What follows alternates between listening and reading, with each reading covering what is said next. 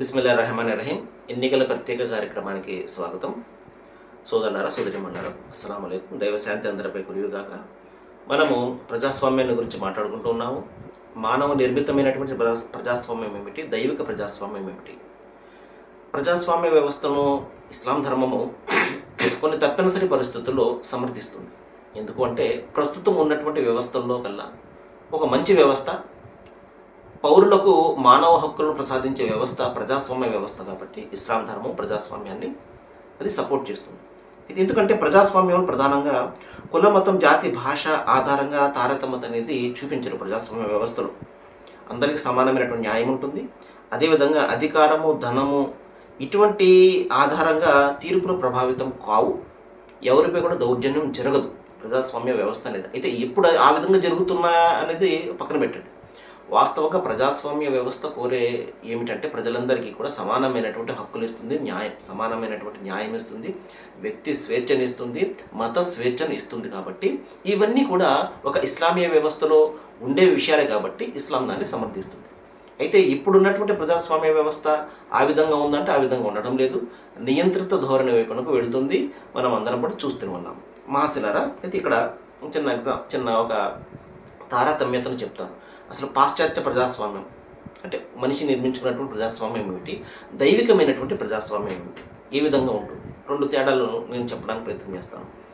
పాశ్చాత్య ప్రజాస్వామ్య వ్యవస్థలో అంటే ఇప్పుడు మనం ఉన్నటువంటి ప్రజాస్వామ్య డెమోక్రసీలో ప్రజలే ప్రభువులుగా ఉంటారు. అంటే ప్రజల చేత ప్రజలు ఎన్నుకునేటువంటి ప్రభుత్వం అని చెప్పేసి ప్రజాస్వామ్య వ్యవస్థను పిలుస్తారు. అయితే వాస్తవంగా ఆ విధంగా జరుగుతుందంటే ఉండదు. ఎందుకంటే మనిషి తను ఒక ప్రజలు ఓటు వేసే వరకు మాత్రమే వారి యొక్క బాధ్యత ఉంటుంది. ఆ తర్వాత ఎన్నిక కాబడినటువంటి వ్యక్తులు చేసే నిర్ణయాలకు ప్రజలకు సంబంధం ఉండదు. ఏమండి, వాళ్ళు ఒక పార్టీ నుండి మరొక పార్టీకి వెళ్ళిపోతూ ఉంటారు, లేకపోతే వాళ్ళు రకరకాలైనటువంటి నిర్ణయాలు చేసుకుంటూ ఉంటారు. వాళ్ళు తీసుకున్నటువంటి నిర్ణయాలకు ప్రజలకు సంబంధం ఉండదు. ప్రజలను అడిగి వాళ్ళ నిర్ణయాలు అంత మాత్రం కూడా తీసుకోరు. ఒక్కసారి ఓటు వేసిన తర్వాత ఇంకా వారి బాధ్యత అనేది ఉండదు. కాబట్టి పేరుకు మాత్రమే ప్రజల ప్రభుత్వము, కానీ నిర్ణయాలు కొంతమంది మాత్రమే తీసుకుంటూ ఉంటారు. ఇది మనం చూస్తున్నటువంటి ప్రజాస్వామ్య వ్యవస్థలో ఉన్నటువంటి ప్రధానమైనటువంటి లోపం. కాబట్టి ఇక్కడ ప్రజలే ప్రభువులు అని చెప్పేసి చెప్తారు. కానీ దైవిక ప్రజాస్వామ్యంలో ప్రజలు ప్రభువులు కాదు, ప్రజలు పాలితులు మాత్రమే. ప్రభువు ఆ సృష్టికర్త మాత్రమే. ఇది ప్రధానమైనటువంటి తేడా. అదేవిధంగా ఇక్కడ అసంఖ్యాకమైనటువంటి ప్రజలు కొద్దిమంది మానవుల యొక్క అధికారంలో ఉండిపోతారు. ఏది మానవ నిర్మితమైన ప్రజాస్వామ్యంలో. కానీ దైవిక ప్రజాస్వామ్యంలో అందరూ కూడా దైవం యొక్క బానిసలుగా ఉంటారు. ఎవరికి ఇక్కడ మానవులుగా ఎవరికి కూడా హక్కు, అధికారం ఏమి కూడా ఉండదు. అందరూ కూడా దైవం యొక్క ఆజ్ఞకు లోబడి మాత్రమే ఇక్కడ ఉంటారు. ఆయన ఆజ్ఞ మేరకు మాత్రమే ఇక్కడ నిర్ణయాలు జరుగుతాయి. అదేవిధంగా ఇక్కడ రాజ్యాంగ నిర్మాతలు ప్రజలు ఉంటారు. ఇది మానవ నిర్మిత ప్రజాస్వామ్యంలో. దైవిక ప్రజాస్వామ్యంలో ఏదైతే దైవం ఆజ్ఞ ఇచ్చాడో దాని ప్రకారం మాత్రమే అక్కడ రాజ్యాంగం ఉంటుంది.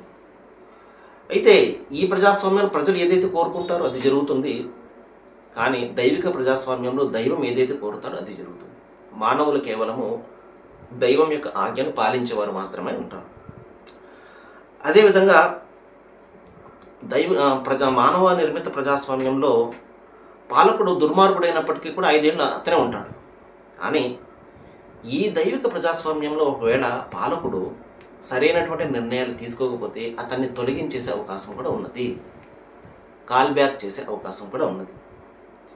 అదేవిధంగా మానవ నిర్మితమైనటువంటి ప్రజాస్వామ్యంలో మారుతూ ఉంటుంది, రాజ్యాంగం మారుతూ ఉంటుంది. మనిషి యొక్క అవసరాలను బట్టి, అతని యొక్క నీడ్స్ని బట్టి ఈ విధంగా మారుతూ ఉంటుంది, మనోకాంక్షలను బట్టి మారుతూ ఉంటుంది.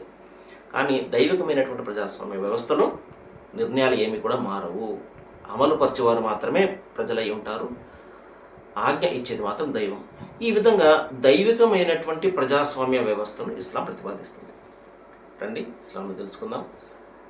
సర్వేజన సుఖనో భవంతు. Thank you very much.